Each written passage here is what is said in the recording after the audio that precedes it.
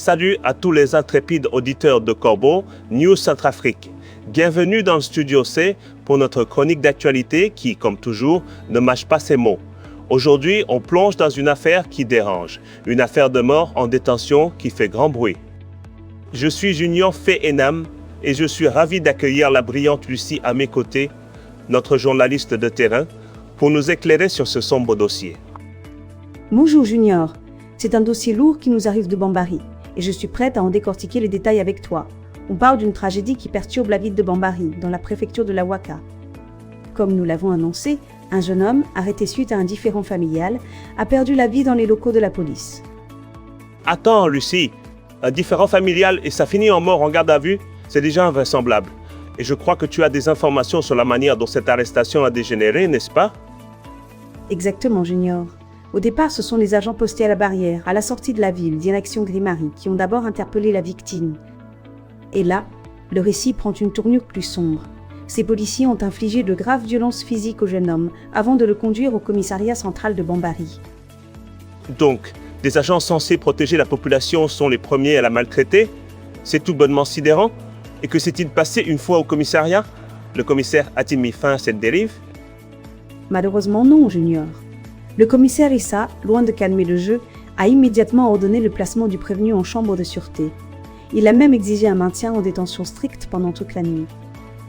Une détention stricte pour un jeune déjà victime de violence. C'est une caution à la brutalité. On parle d'un lieu de justice ou d'une annexe de torture. Le blessé a souffert durant des heures dans sa cellule, Junior.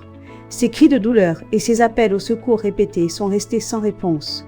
Les policiers de service ont strictement suivi les consignes du commissaire Issa sans lui apporter la moindre aide médicale. Les cris de douleur ignorés, c'est de l'inhumanité pure, Lucie. On parle de policiers ou de bourreaux. Et à quel moment cette situation intenable a-t-elle pris fin? Au petit matin, vers 8 heures, les autres détenus ont constaté que le jeune homme était immobile. Ils ont réalisé son décès avant même l'intervention de la police pour transporter la dépouille à la morgue de l'hôpital. C'est absolument terrible. Et j'imagine que face à cette situation, le commissaire Issa a dû rendre des comptes. Qu'a-t-il fait? A-t-il assumé la responsabilité de ses ordres? C'est là que le dossier devient encore plus troublant, Junior. Le commissaire Issa tente désormais d'attribuer la faute au chef de poste de la barrière, le livrant ainsi à la gendarmerie. Ah, l'art de l'esquive et de la déresponsabilisation, c'est tout à fait étonnant. Et pour la famille, déjà plongée dans le deuil, y a-t-il eu un geste de compassion, une explication? Ce même responsable a ensuite fait livrer, le lendemain, un cercueil à la famille éplorée pour l'inhumation. Ce geste est perçu par les proches comme une insulte supplémentaire, une provocation. Un cercueil en guise de condoléances, c'est un geste d'une indécence rare, Lucie. On ne peut que se demander quelle justice sera rendue dans cette affaire. Un grand merci, Lucie, pour ces précisions. Merci à toi, Junior.